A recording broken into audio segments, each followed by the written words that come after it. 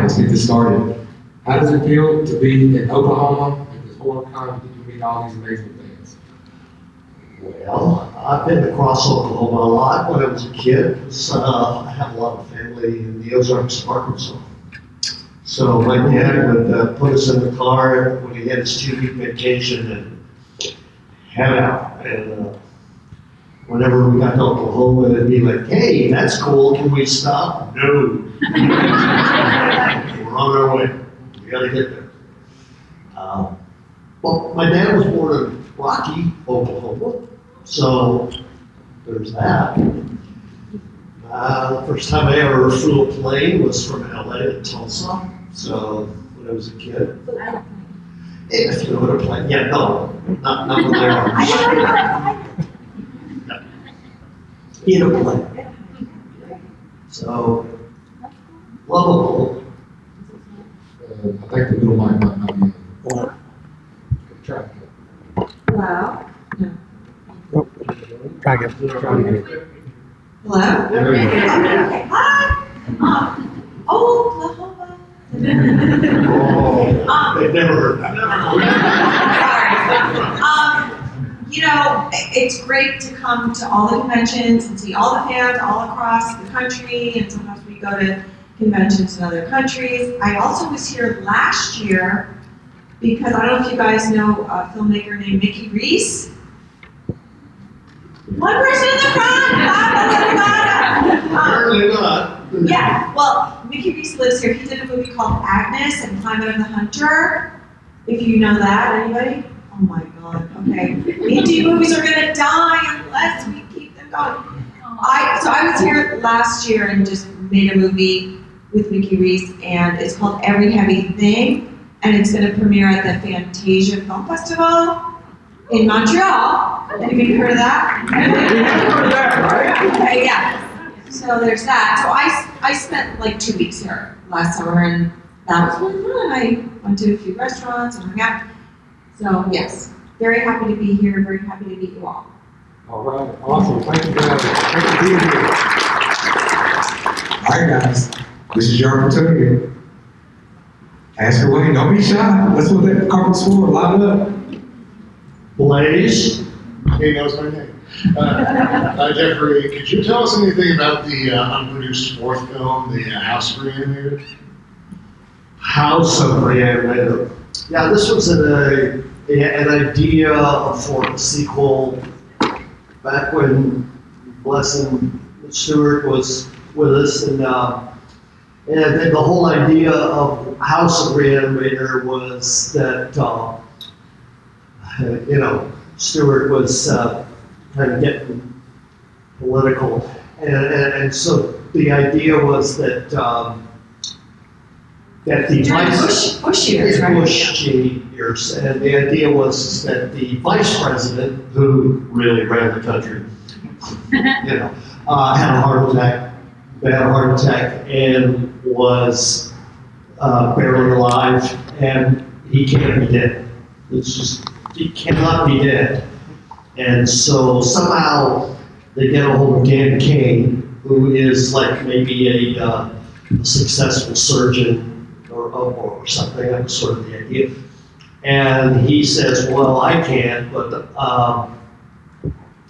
I know a guy, if we can find him.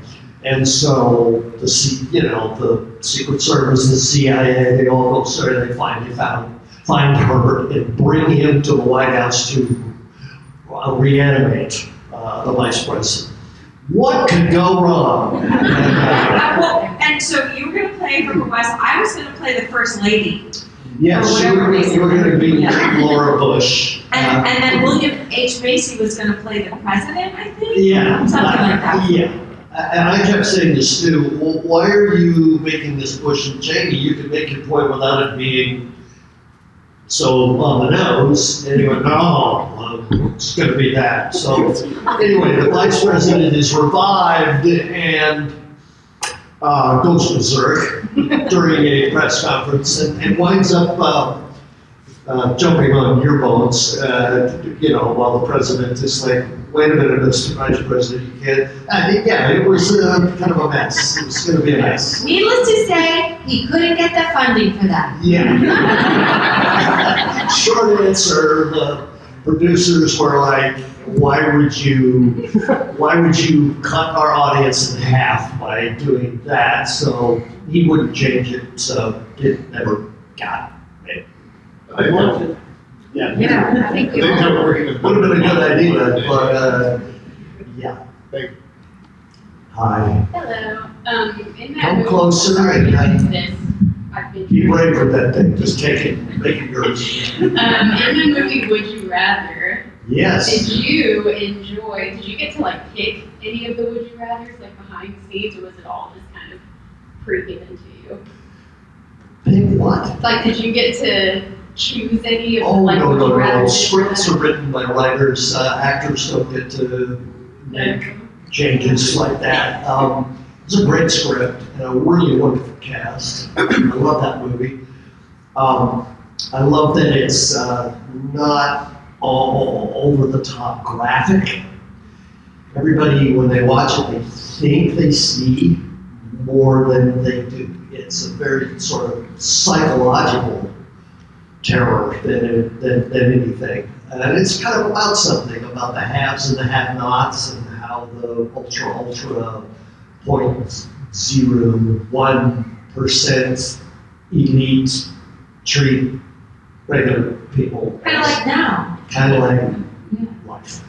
So it was really well done. And I enjoyed myself immensely doing that movie. It was a lot of fun. It looked like it. Yeah, Thank you. thank you. Hello, how are you doing today?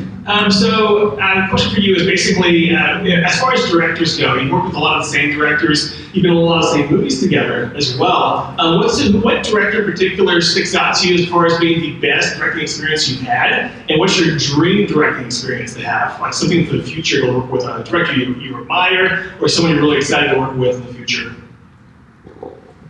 I think all directors are different in the way that they approach the material, much like how actors approach what they're doing. Some directors are really more interested in camera moves and the look of the movie, and other directors are more into the story and the characters and really wanting to get a point across. And some directors are very hands-on with talking to the actors and trying to get the best performance out of them, and some directors are scared of the actors and they don't actually want to talk to them at all. And then the actors have to kind of run the scenes and figure out how they're going to approach the material. So I feel like when I'm in a movie with a director, I have to speak their language and however they feel comfortable. So however that director wants to work with me, I have to work within that framework. And I try to help them and aid them in as much as I possibly can.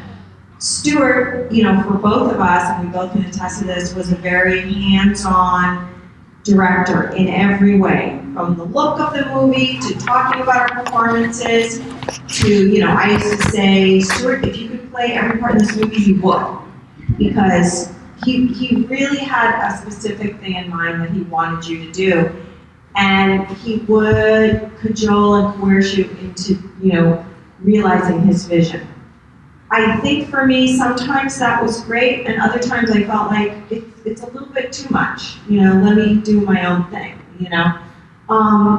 And we've all talked about that with Bruce and everything. Just a little bit. Like I have one example where in From Beyond, I had to hold a flashlight going down the stairs. So Stuart said, I want you to hold it like this.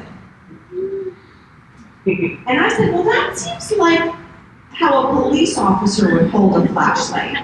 I don't think myself as a psychiatrist, I would do that. And he goes, no, you can make it work, Barbara. Because he wanted in the shot, he wanted a close-up of me like this.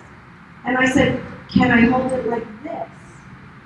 And he was like, I really tried the other way. And This is quintessential Stuart. yeah, and he was stuck on things. And so I think, you know, especially for Jeffrey, you know, in Re-Animate, I don't want to speak for you, but I think, you know, you had the biggest part and it was probably, you know, a little bit, it's hard because you don't want to, you want to feel like Stuart would also say an actor is the best special effect. You know the role better than anybody, but let me tell you how I want you to play it. So I think it was probably harder for you. Like I don't know, I acquiesced and didn't want to be like, okay, what do you want to do? But I have to go with my edict of, I'm in your movie, tell me what you want me to do. So for me, I like a little bit less than that. I like somebody to talk to me about the character, but I also want them to allow me to do what I need to do. And one of the directors that I worked with that I absolutely loved was Adam Wingard in Your Max. If you've seen that. Yeah, it's really fantastic. That I really liked him because he had a really good visual language and also was very adept at working with the actors on the scenes and everything. And it's sort of like, who would work like that? Maybe Guillermo del Toro. Yes. Excellent choice. This is absolutely how Stuart would work. Bruce has a great story.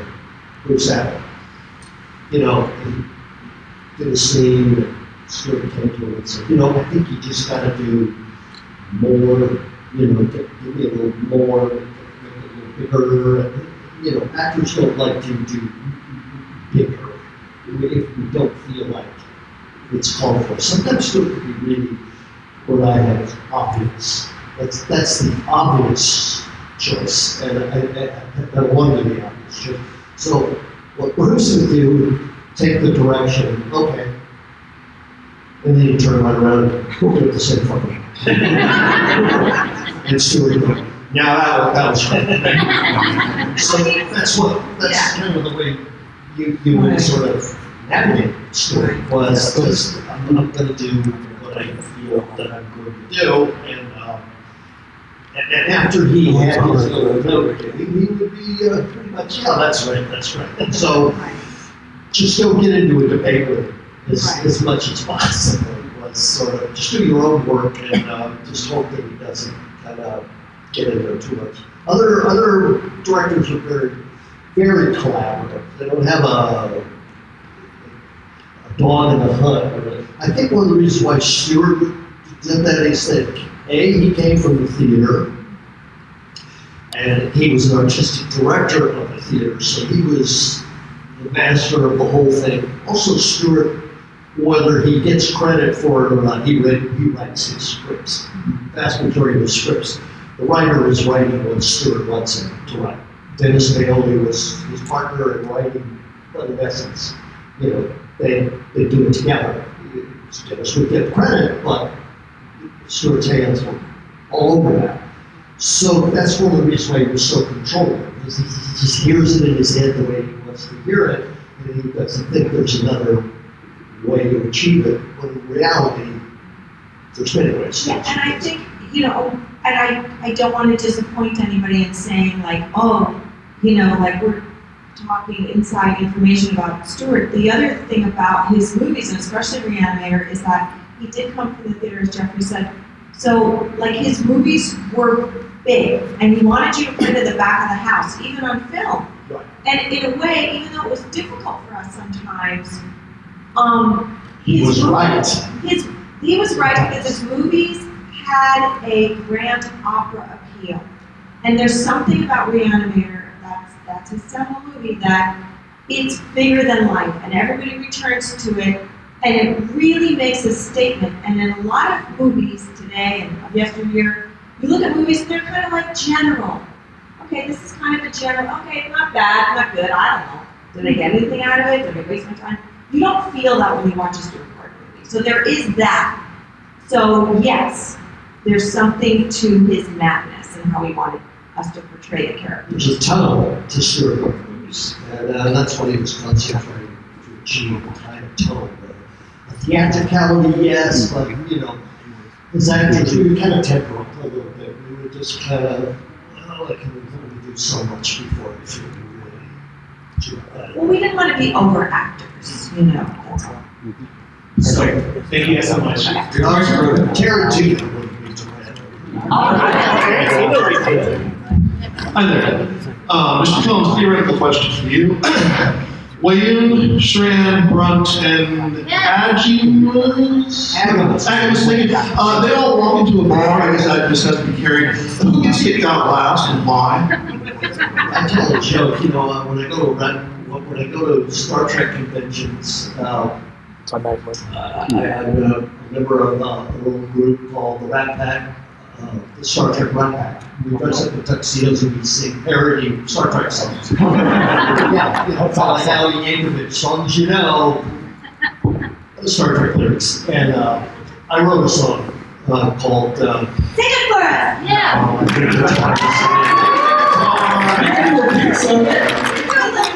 Come on. And so I write this song and I tell a joke before the song to sort of intro it. I say, an Andorian, a Vort, and a Ferengi walk into a bar. I thought there's something original here. And the bartender says, "The usual, Mr. Combs?" So, I'm so proud of all my Star Trek stuff. I'm proud that I got to do something. I should be Quick follow-up. Were you supposed to be a regular if there had been a season 5 of Enterprise? Yeah, this sort of irks me, this question, because it's futile. It's just futile. The Manny Coda, may he rest in peace, was the head writer in the last season of Enterprise. And he did an interview, and he said that in an interview, that if there had been a 5th season, I would have been a service regular. Doesn't help me very much. But I take it as a great compliment, but kind of frustrating. Thank you, would have been nice. But you're historical. Are you not like the second person to ever play more than 6 characters on Star Trek? Okay, more than we one got character. questions coming from that's okay.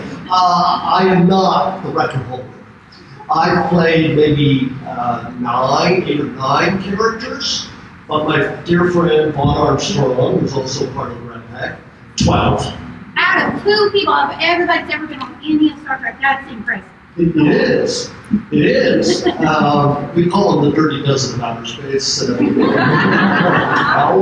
But the difference is a lot of mine were recurring, and his were like one episode, and he never was that guy. Yeah, but still, 12. He was like a utility player. They kept going together, and me apparently. So very proud of that. Hello, my name is Adam. I'm a huge fan Come of. closer. Hello, my name is Adam. I'm a huge fan of both of yours. And I'm also a huge fan of Lovecraft and everything Lovecraftian. And I've noticed that you two have played throughout the years many different adaptations of Lovecraft's work. And I've seen everything like from the clergyman to sacrifice. And I was just wondering if you guys had any sort of pool to his work, like Eldritch Horror, and if you guys have anything on the horizon that would be interesting. What's the question exactly? Do you have like a pool to Eldritch Horror and Lovecraftian work? Like, What do you mean by pool? like, are you drawn to it? Is there a reason Oh, why? Paul. Pool, yeah. Oh, I was thinking about Paul. This is so I'm sorry. I'm a little nervous. That's how I'm doing too, so you're not the one. Yeah. Oh, yeah. Do you have a pool? Do I have a pool? I mean, Are you drawn to it? Yes. oh! Yeah. Okay, so I think that initially when we first heard that we were going to do Re-Animator and it was based on H.P. Lovecraft, sorry Jeff, I'm going to take this from you. Jeff said, "What is Lovecraft? Is that like a spaceship or something? What is Lovecraft?" That's not quite accurate. That's not quite Okay, you accurate. did. He said it's based on Lovecraft, H.P. Lovecraft. And I went, oh, yeah, that's great. And the only thing I can think of in my head was, well, there's Chris Craft boats. I know that. I know there's Chris Craft boats. Yeah, we didn't know that.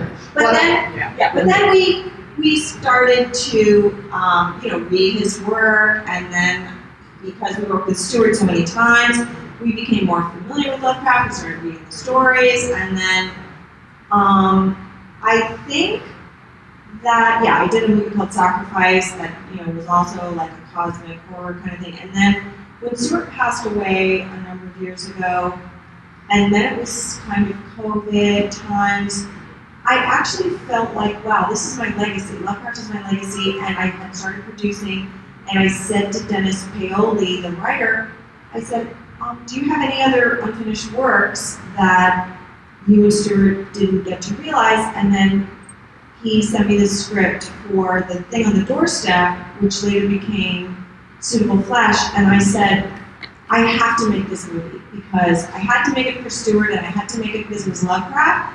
And I just feel like, sometimes you don't know about your life or what your life means or what it holds for you until you look back and you go, well, I did that and that served meaning in my life. And so for me, it took a number of years before I realized I was a horror movie actress when I did Your Next. And I went, oh, this is what I do. And then when I had the opportunity to make Suitable Flesh, I said, oh, this is part of my legacy and I want to keep that going. So I would like to do more Lovecraft stuff just because I've been doing it and it's sort of working. So yeah, I'd like to do more. So yes, I have a pool.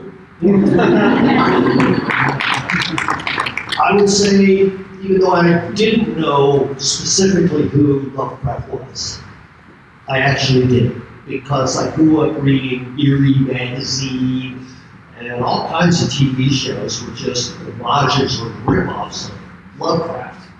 I just didn't have a frame of reference to identify that. Yeah, So once I started learning about Lovecraft, I realized how much he did permeate our world long before I even knew his name. Yeah. Okay. Yeah. So yeah, I did know of him, but just Yeah. not that all the tributaries went back to that river.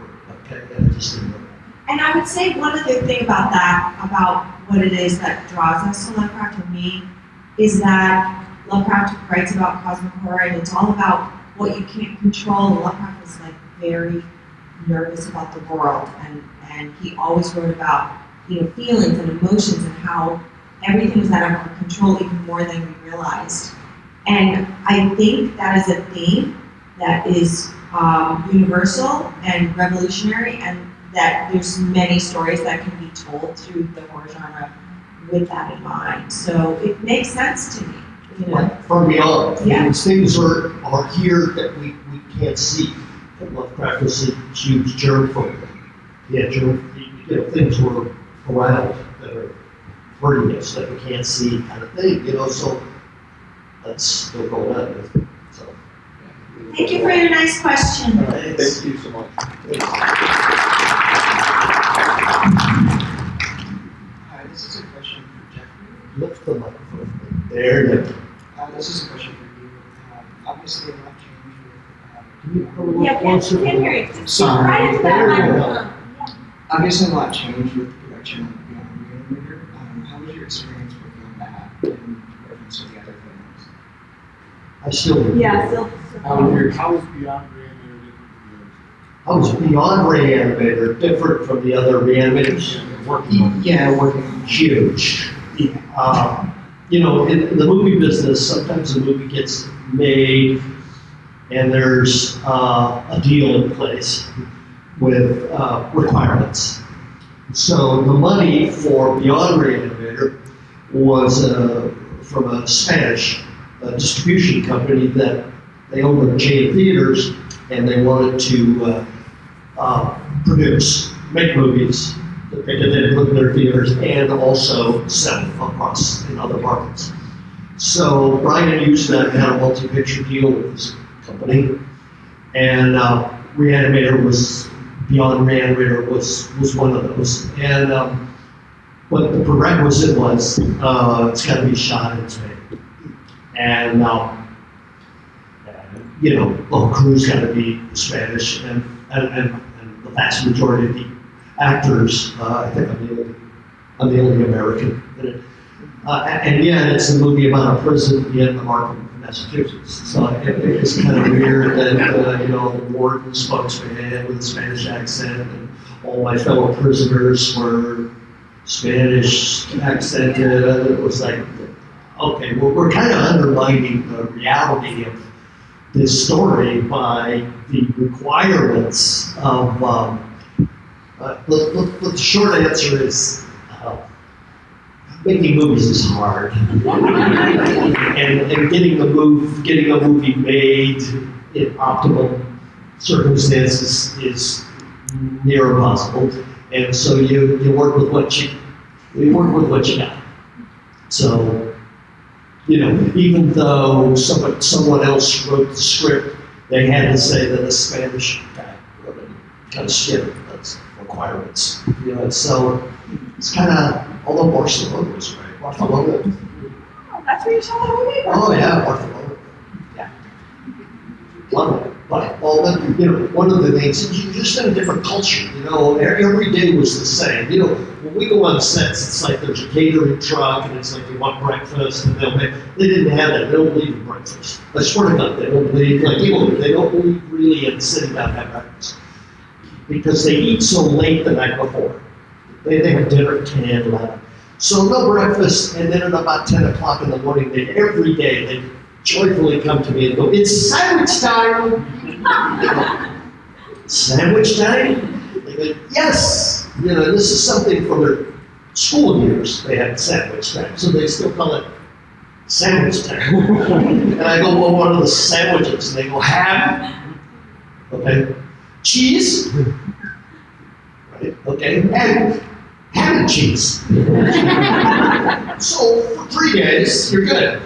Fourth and fifth, sixth, seventh, it's like, I don't want a fucking sandwich. Because I never change ham, cheese, or ham and cheese. So, you run into these things when you travel and you're in a different culture. It's very, very important when you work on a movie to have good food. Yeah. Ham, cheese. I like sandwiches. They were really excited always about ham and cheese. That was A special treat. Well, thank you so much. Thank you. Hello. Hello. Okay, my name is Jefferson. So I am a film major at OSU in Stillwater, and I'm very worried about the future of the film industry. And you two being veterans of genre film specifically, are you worried about the industry, and what do you think we can do to fix it? I'm worried about it all the time, but it's always been hard to make a movie. Right now, because we got oversaturated with a lot of content during COVID, and supposedly the distributors didn't make enough money. And maybe that's true because there were so many shows and streaming services and everything. They kept thinking their profits were going to go up, and at some point it's going to bottom out. It's like everything else, when everything gets oversaturated. So I feel like what's happening now is that people are going back to their roots. Like a lot of studios aren't taking big risks. They're not making a lot of big movies. The movies that they're making have to have movie stars in them. So what I tell people, and you as a young person, is make movies with your friends, because that's how everyone I know who's a famous director started. They make movies. They're the writer or the director or both. You find a cameraman, you find some actors, and make stuff yourself and put it together yourself. And go to film festivals. Film festivals are the best way to get your work seen and to get noticed. And I think in a way it's not a good time for us, but in another way because it's so easy. It's hard to make a movie, but it's so easy because you can make it on your iPhone, or you can get your friends together, no money to like he's gonna make a movie now. Actually, yeah. Yeah, it all began way back when. In Arbor, Massachusetts. So, what do you think? How are you looking at it? Listen, in every industry, people are going to say, "Oh, it's so hard, don't do it." You have to find a way to push through. Anybody can do anything in this life.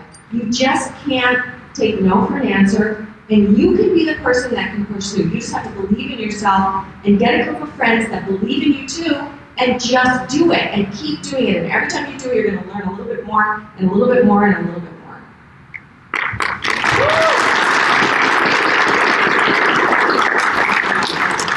What came to my mind is kind of a completely different thing. You're absolutely right, Robert. That's how you do it. I'm more concerned about the form of movies. Because I see a society that is far more interested in the short little bit, the little tiny little clip, just 1 minute, just show me 1 minute. And my phone is filled with these little snippets. Yeah, those verticals, have you? Just vertical, just these little, and it's like the long form thinking is valuable. And if there's one thing that film is you gotta set it up before you can knock it down. And in so many movies, they formalize it, we gotta have a goose at 2 minutes. And we gotta have another goose at 7 minutes. It's like creating a formula that's just a formula. It's not necessarily true. You've got to tell a story, and you gotta lay the groundwork and get to know your characters before you can care what happens to them. Stewart understood that very well. He knew that you had to get to know these people before the shit hit the fan. And I just see a lot of movies where it's just graphic and shocking right away. Where are you gonna go? Where are you gonna go? Well, it's Instagram and TikTok and all of that that's changed the culture and how we watch things. So, you know, I don't think this will be a forever issue. I think it's just a blip that we're in right now. But I still think people will be making movies, and I still think you could do it. I go to film festivals all the time, and you know, people tell me at the film festivals that they had 2,000, 3,000 submissions, and that's at one film festival. So people are making movies, but maybe they're not getting watched as much. You know, like I said a couple of titles that I've been in, even people are like, I never heard of that. So there's just a lot of content. There's gaming and, you know, TikTok and YouTube and like, where do you go? There's the news that's capturing our attention because there's a crisis at every moment and we have to find out what the fuck is going on. So, you know, it's all of that rolled into it. But I think you still keep true to what you want to do and just make what you want to make and do that. My advice for you is get your script tight and right. Make sure that your structure is really, really strong and that people care about your characters and what happens to them. They're not just fodder to be lined up and killed in cruel, obvious ways or clever ways. Because is it motivated? Does it make sense? Or are you just trying to, you know, shock people? Just get your story really correct and everything will fall into place. Shakespeare said it a long time ago. The play's the thing. Your story is what matters. And then you can hang Christmas bulbs all over that tree. Okay? Thank you so much.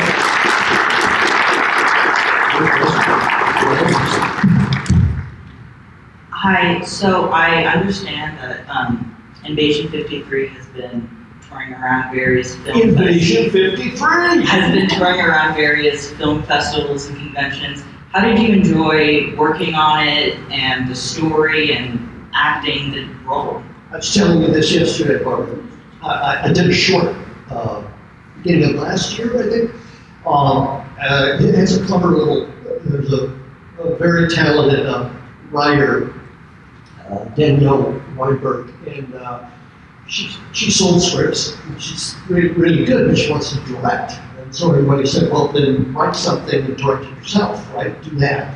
So she used what she could, and she came up with this wonderful sort of retro story set in the year 53, Invasion 53, kind of doing a homage to all of those old cheesy 50s sci-fi movies.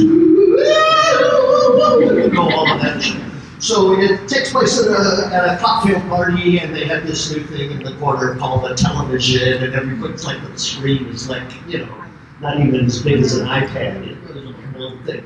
And they're all just thrilled, but someone's late, and then he shows up, and he's not acting quite right. And there's a news break that there's this strange sort of object in the air, and that it's landed. And that it turns out that I'm their friend, but I've been taken over by an alien, and I'm coming to a cocktail party, and I wind up eating all of them. You don't see it in the dream, but it's implied. You know, it's sort of a parody, but it's done really well. I think it's showing at San Diego Comic-Con next week, so that's kind of cool. You're going to be there. Yeah, I'm gonna look it up. I'm gonna go watch it. It's a 5-minute short, very clever, really well shot, lovely production values. So Yeah, and for the other guy, that's another thing a lot of people are doing now. They're writing shorts. You could probably do a short for, however many dollars you have, and then submit it. There's lots of different shorts film festivals, and shorts get into every major film festival, and that can also be a calling card for you. I know there's a film called The Backrooms that was a short, if anybody ever saw that. And then that guy's doing a movie, I think, for, I don't know who, but he's doing a big movie now because that short got him a lot of attention. And then there was another director who did a short called, well, pardon me for saying this, but it's called Slut. And her name is Chloe Okuno, and that was her first thing that she ever did, and it's so good. You can watch it on YouTube. And so if you can do a short for a little bit of money, then you can work your way up. So that's another way to get into the film business. thank you for bringing up Invasion 53. Thank you. Hey guys, let's look at the back there in the back with the all black on. Fantastic get up. Let's let him be the last person in line as of right now. We're getting kind of close. I think we'll be able to make it to you. We'll move along quickly here. Okay, time's flying. Here we go. Hello, my name is Betsy, and I heard that there's going to be a new reimagined version of Re-Animator that's like more modern, I guess. What is your opinion on that? And also, do either of you have any involvement at all? You mean in the one that was announced that they're doing Herbert West Re-Animator? Yeah. Yeah, we don't have any involvement with that at all. I think that is being written by the guys that did Haunting in Connecticut. And That's a period piece. That's like going back to the original Yeah. story, right? yeah, I think it's going to be very dark and very moody from what I understand because I know one of the producers. But we have some other things in the works that, with Ryan, the original producer, that we're talking to him about. And there's a possibility, I'm only saying that something could happen, with some of the original cast from the original movie. So we'll see about that, but yeah, we don't have any involvement with that one. Okay. Yeah. Zip. But we wish them well. Thank you for your question. Thank you. Hi, can you hear me? Okay. This one's for Barbara, and I was just wondering what your favorite scene to film in Suitable Flesh was. My favorite scene in Suitable Flesh. Yes. How many people saw that one? The rest of you go home and watch it. Really, no Let's one see, so that watches. was with Heather Graham, and I think it's on Hulu and on, Shudder. is it? I think it's still on Shudder. And it should be on Shudder still. I'd say probably, let's see. It's funny because we were shooting in Mississippi and it was really hot.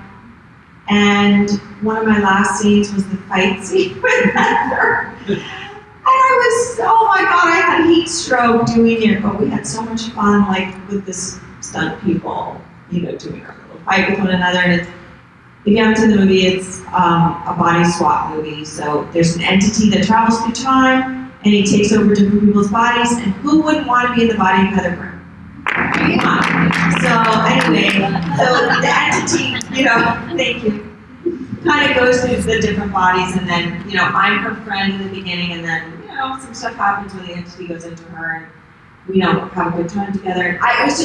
And I'd say that was super fun for me, because I don't get to do a lot of stunts, and I really enjoyed that, but I'm very proud of the overall movie, because, again, I mentioned before, it was a legacy that I wanted to continue in the memory of Stuart Gordon, and we dedicated the movie to him, and it's another Lovecraft, and I produced that movie and wanted to get that off the ground, and I just was really happy to work on it. Thank you. Thank you. Hi, so I had a question for Jeffrey. First, I just wanted to let you know that you're my favorite actor of all time. I love you.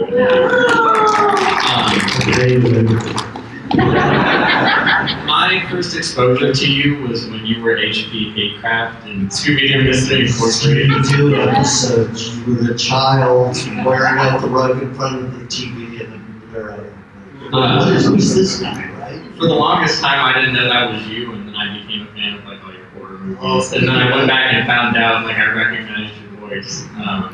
I wanted to know if you were a Scooby-Doo fan before you worked on the show, and how your experience was working with some of those actors that have been those characters for like decades. Wow. Of course, I mean, I appreciated Scooby-Doo. I have two daughters, and you know, they're watching cartoons all the time, so I sit there and watch Scooby with them. I really enjoyed it. I enjoyed more doing it, you know, being in a recording session with all of those guys. I'm a fan too to things that when I'm around, you know, a franchise like that, and these are the people who are voicing it. This is just like, this is pinch me. This is so cool. So, you know, no, I was kind of, Scooby was kind of past my time, but you know, I watched a lot of cartoons with my daughters, so Scooby was right there in the middle of it. So yeah, sure, I love it. Scooby! That's all I got. Thanks. The van was a little creepy. So I'm sure you get this question all the time. Can you lower the microphone? Tilt it down. Just tilt it down. Tilt it. There you go. I've never really done anything. That's okay. You're good. I'm sure you get this question all the time. What was it like working on Howard Lovecraft and voice acting in that? Oh, right. That's a weird. Howard Lovecraft, something about the ocean or undersea, or what the heck was that? Yeah. It was very odd. Very sort of like Lovecraft meets Harry Potter. Yeah, Sort of good fan fiction. Kind of really weird. Yeah, I don't remember very much about it. And then there were a couple of recording sessions for it. You know, when you do recording sessions, it's not like making a movie because you don't have to learn the lines. You don't have to live with them very long. You live with them long enough to get them right, and then it's short-term memory and it's gone. But I do remember that, and I think I listened to it once. It was such an odd movie. I felt like I had to ask. Yeah, thank you. Thank Sometimes we do things for many reasons, okay? Like they paid me, okay? Thank you. Thank you. Hello. A question to Jeffrey Combs. In the House of Haunted Hill as Dr. Benedict, the scene where you have to do the surveillance camera scene, how long did it take you to shoot that? And if so, then how many takes? Which scene? Where you show up on the surveillance camera at the bar in the movie. Well, all I can tell you is, this is really kind of, for me anyway, personally, a miraculous little story. I had just bought a house, and I had put everything down to get this house, and I'm standing in my new home, and we moved in the furniture, and it's like, how am I going to, now I really need a job, I gotta pay for this thing. And the phone rang, and my agent said, I have an offer for you. And it was House on Haunted. So it was kind of like, oh, I guess if you buy it, it will come. So I was thrilled about that, and I was excited about working with William Malone again, and it was his doing. He thought of me for that role.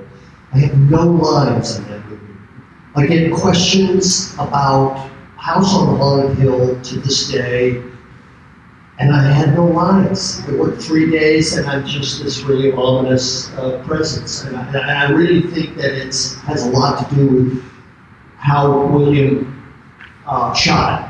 You know, all that creepy, sort of jerky, it's manic and bizarre, and it's been copied a lot since then. And that was all in William Malone's head, how he did that. And it all had to do with camera speeds, and how I'm walking.